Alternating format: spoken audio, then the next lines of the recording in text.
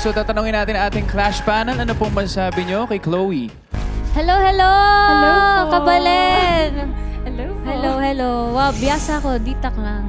Yes. Kumusta ako po? Okay lang, okay lang. Malago Ano daw? siya eh, no? Kamusta daw ako? Ayan.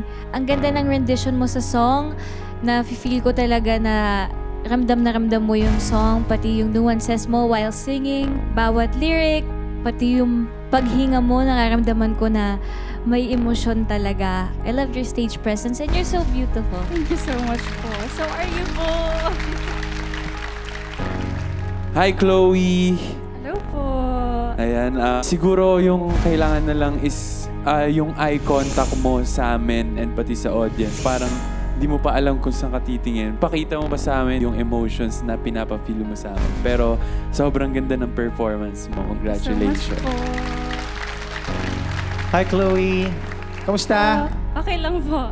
Nung pinapanood kita, parang merong kang intensity na nakokontrol mo talaga and there's a mystery about you. Parang may nafe-feel ako na may internal power na nagpa-pulse. So talagang very good performance. So yun yung things to keep, things to improve naman. Siguro si Ma'am Jai ang mas makakatulong. Ask Ma'am Jai later on. Yung kung paano mo pa makokontrol yung vibrato mo. So sometimes it's like fast, minsan mabagal. Salamat. Thank you so much po. Maraming salamat, Clash Panel. Good job, Chloe. Eto na.